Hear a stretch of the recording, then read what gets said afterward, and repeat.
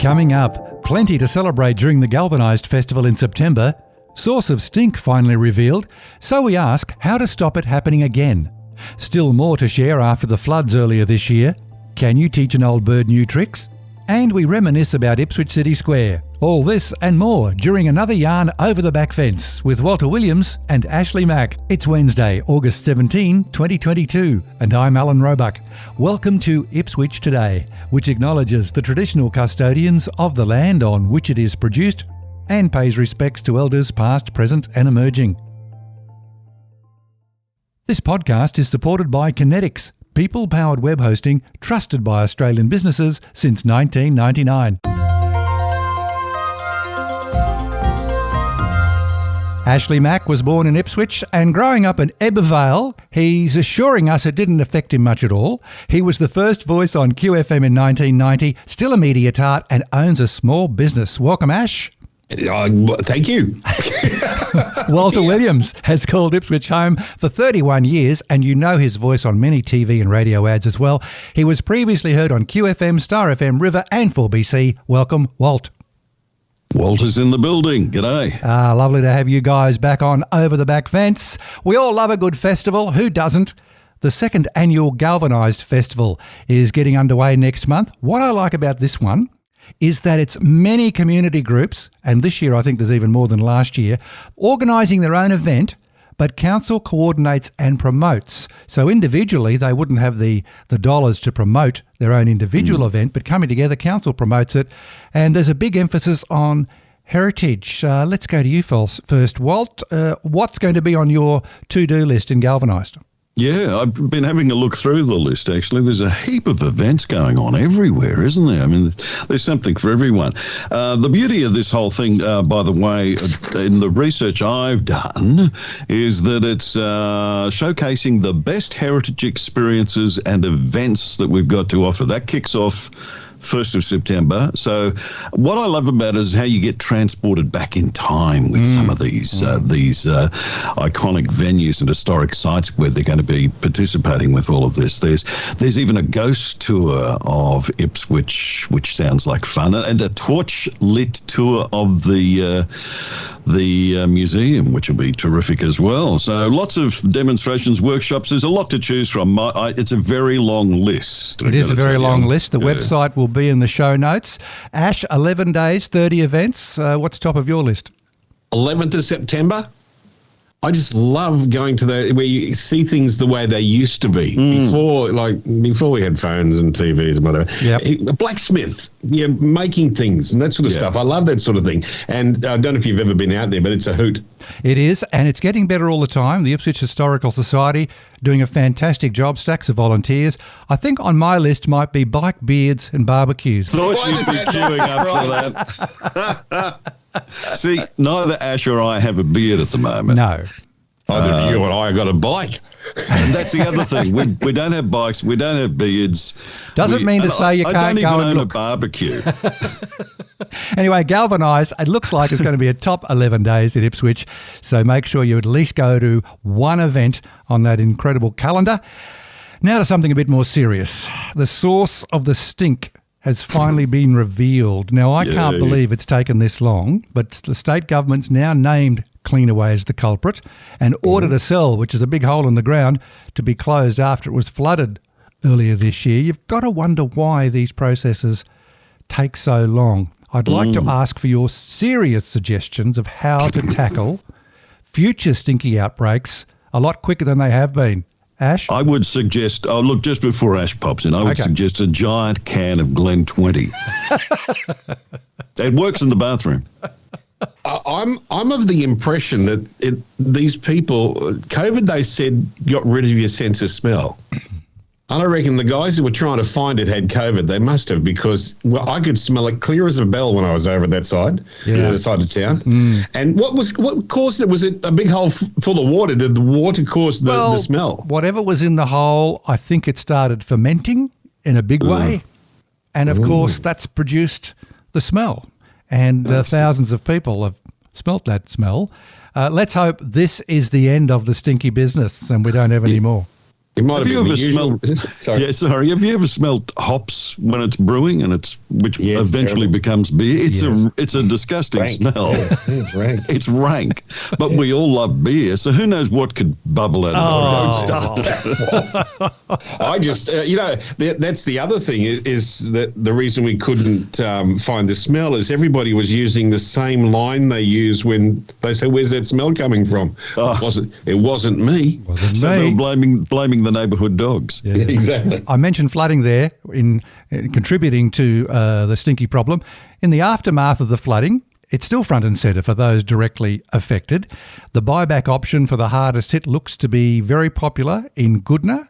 Walt, you registered with the Resilient Homes Fund. What's the latest you're hearing? Well, I've ticked all the boxes. I actually finally got a phone call back from the resilience mob yesterday. That's incredible. So it is. It's a good move. At least something's moving forward. And eventually they're going to send out a bloke or a woman, maybe, to survey the property and give us some sort of report. This guy I was talking to just specialises in the buyback. So they've got people specialised in typical government. There's someone who just does buyback. There's someone who just does house raising, etc. What are you hoping for? What would you like to see happen? Best outcome, honestly. Someone offers me $1 million and I can go somewhere nice. That's good. That's right. I'll buy an apartment down the Gold Coast next to you. Then you won't be able to be on the show, Walt. You won't be part of Ipswich. No, you can't do that. No, I'm just kidding. No, we love our Rippy. We've been here over 3 decades. Yeah. So, and in fact, I was just out walking the other day with my young Henry Waffles, our Maltese Shih Tzu, and taking him down to the zoo. He loves it. It's a good outing for the dogs. From the outside, of course, you can't take them inside. That's right. Ash, what are you hearing in your area? About flooding? Yeah, about the flooding buybacks or whatever. Well, there's a lot of people who I think that we were talking about this, and the people in 2011 who got flooded but didn't get flooded this time are actually moving, are looking. There's a lot of those houses on the market at the moment. Yeah. And I think they've left their run a bit late, to tell you the truth, because, the market's cooled off, hasn't it? Well, you're very close to real estate, even though you are not selling it currently, but you were very closely involved. So we are hearing that in the news. So you believe that to be true in Ipswich as well? Yeah. I think there's a few people who are just getting a bit nervous. And Walter was saying before that the news are carrying on that next year might be another. No, this spring. This spring, the El Nino will be back to haunt us some more. Wow. And I notice a lot of for sale signs going out around East Ipswich area too, and a lot of those people were heavily affected by flooding. Yeah, I've also heard the same as you there, Ash, as you mentioned. Some people who were flooded in 2011, but the water came close this year, are considering selling because it's just too many too soon, and they just need to be somewhere where there's no threat of flooding whatsoever, just for their own peace of mind. Yeah, you don't need that stress in your life. Yeah, I wonder if they've done this a survey to find out if those people have PTSD. But lots of issues there. But one final word on the flood buybacks. I'm also hearing that Goodna is the centre of action there, and we're likely to hear that around Enid Street, those very low-lying areas, will hopefully be the first of the buybacks in the whole state. So it's nice to see Ipswich at the top of the queue. Magpie swooping season has begun, and again, the media is telling us it's early, but I think it's about right from memory. No, August, August, it's normal. What's your worst magpie experience as a kid, Walt? I don't know about as a kid, but as an adult in Ipswich, going around West Ippy on my bicycle a few years back, and I got swooped by this magpie. He was a crazy mofo, and it didn't matter what I did. I was trying to be nice to him, talk to him nice. He wouldn't let me through. I went around the corner and I found another set of magpies wanted to attack me. I ended up I went to some complete strangers who were in the street, took my bike over and said, look, could I get a lift home with you guys? Because I cannot get out of this area. I was virtually pinned down by magpies. They were working as a team. They were working as a team. And so I threw my bike in the back of their trailer and got a lift home. Thank goodness for those people. Ash, what about your magpie stories? I have a theory, and that is that I'm married to Snow White. What? No, Penny Both of you have met Penny. Yes. We know Penny well. She has this thing with animals, right? Oh, right. And in the mornings, like I'm the early riser, so I get out of bed. And because she feeds the magpies and the currawongs and the butcher birds, they come and knock on the door. Literally. Literally, they know. They do. And, They know. And they're expensive little buggers because, right, you're not supposed to feed them mince or anything because it can do damage to their offspring. So what you have to do is you've got to go and buy worms. You buy dried worms and they're available at Woolies. Right. Right. They're on special, $9 a bag, and she buys them in 2 lots. So $18, and I go through these in about a week. Right. Right. And they eat out of my hand. Wow. Incredible. They're back there in the morning, but it's funny though. Like I'll be sitting down. The first thing you do in the morning is whip out the old phone and check the news. Here I'm trying to read the news, and bang, bang, bang on the door beside me is this magpie. He just looks at me saying, "Hey, come on, what's the go?" So Wow. no, that's the trick. You got to have them as friends, not as enemies. Well, Yes. about 3 years ago, I had an issue with a swooping magpie here and hadn't been previously, right? So I think it was last year on the podcast, I interviewed a magpie expert and I said, is it possible to befriend a magpie that swoops you? And the short answer was yes. So I started feeding it. What? Yes, and it stopped swooping. And it's back again this year, looking for its little snacks. And I have a little call I call out, here, Maggie, and it appears from nowhere.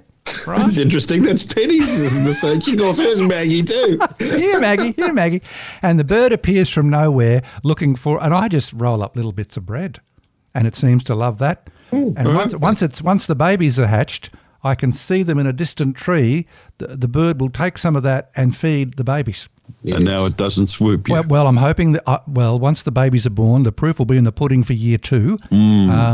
So I'm just holding my breath that it's still going to work this year. Well, they say it's all about memory with magpies, don't they? They remember people's faces. So supposedly, so the experts say. So, a bit like teaching an old dog new tricks, it seems as though you can befriend a swooping magpie. I don't know about in a public place. That'd be hard, but certainly in your own yard. But there's no hope with plovers. They're just... No. They're like the dumbest, ugliest bird that has ever graced this earth. And noisy. And once the babies are born, they are particularly aggressive because they're on the ground. They're not in a tree. And they're so cute. They're these little tiny things. We've got curlews. Yeah, they're cute when they're little. But then they turn into dodos that attack you.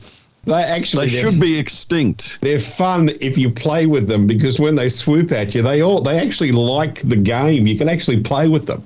Yeah, maybe. Once the babies are born, Ash, they want to make contact. Yeah, I didn't know that. Yes. Before the babies are born, they'll certainly get aggressive, but once the babies are born, they definitely contact. That's happened to me. Anyway, at least we don't have ornithologists. Yeah. Look, what's the word? An armchair expert.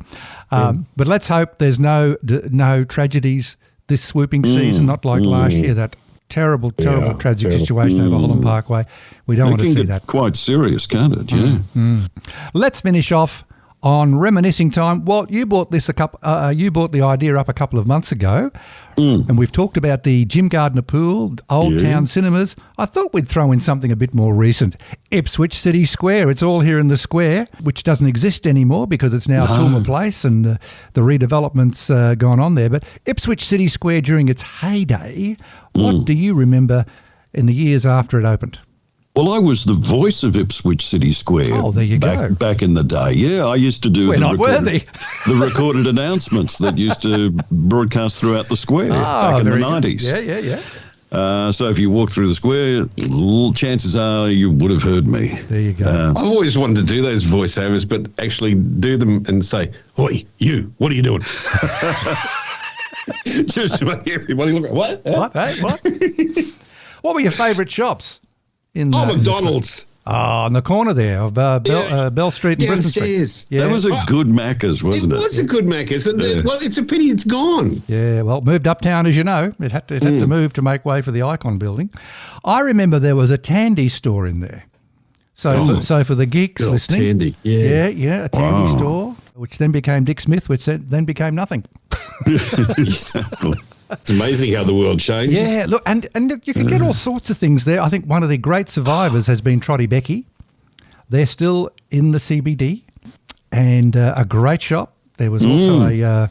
That's a survivor, isn't it? Yeah, there was also a shop there selling carpets, I remember. I bought a couple of carpet squares. Mm-hmm. I've got to tell you, my favourite store in Ipswich City Square was the music store. In fact, if you walk through the square, you can still see their banner up in above where their shop used to be.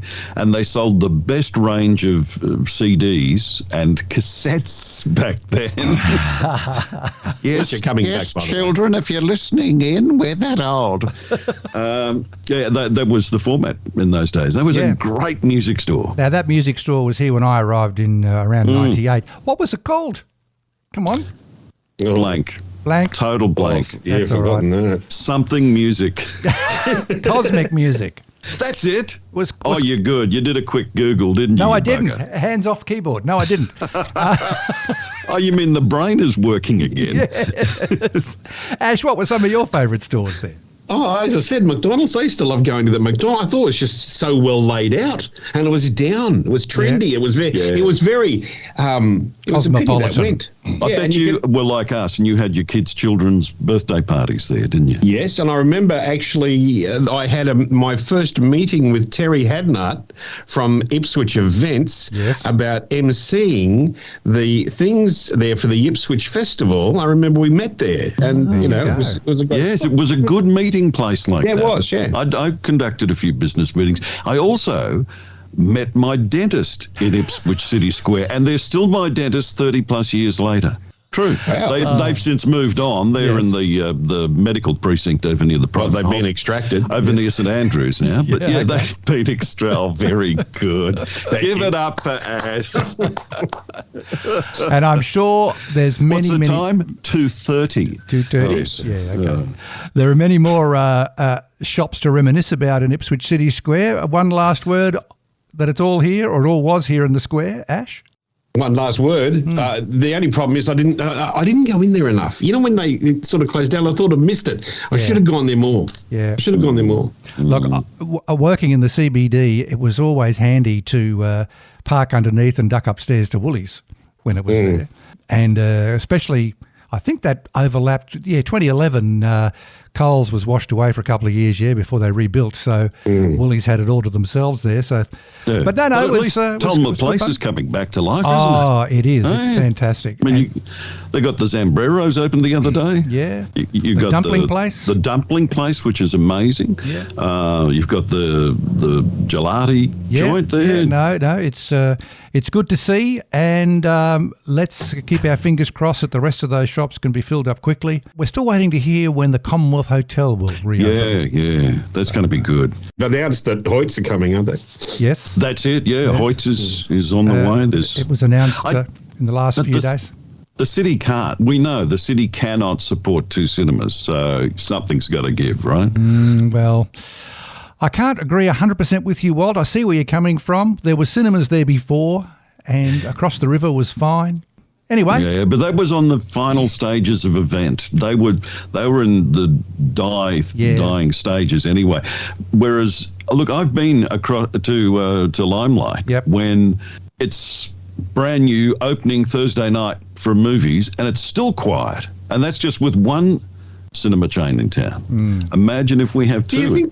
Do you think that that's a thing about the competition between cinemas, or the people that I haven't been to a cinema? Only Penny said the other day that Limelight are running this cheap deal. She said, let's go and watch some movies. I think it's $16 or something. Oh, Something cheaper really than cheap. that. Cheaper than that, yeah. So maybe it's. I think that it might make them sharpen their pencil and put on some good events. I think it's the movement in technology because we've got streaming, etc. now. So a lot of people are turning their home into a home cinema and not enjoying the big experience. I still love going to the cinema and seeing a movie on the big screen. Yeah, it's not as big as we discussed the other day where we had 2,000 seaters or whatever. It's the biggest screen over there is only 400 seater. Look, the cinemas still seem to be surviving, so we'll see what happens as that time comes closer. We'll wrap it up for August. Thank you, Ash. Thank you, Walt, for joining us over the back fence. Thank you, Alan. And Alan, if you do have any thoughts or opinions about this podcast, could everyone please keep them to themselves? That'd be good. Thanks, Walt. And a quick reminder to look for handy links in the show notes. Ipswich Today is supported by Kinetics, people-powered web hosting trusted by Australian businesses since 1999. This podcast is also listener-supported. Please make a once-only gift or regular donation to help keep it online. Just go to ipswichtoday.com.au and click the donate button on the homepage to make a payment through PayPal. Follow and stream this podcast from your favourite app, including iHeartRadio and Amazon Music Podcasts, or play Ipswich Today from smart speakers. Music is supplied by Purple Planet Music. This is Alan Roebuck. Thank you for listening.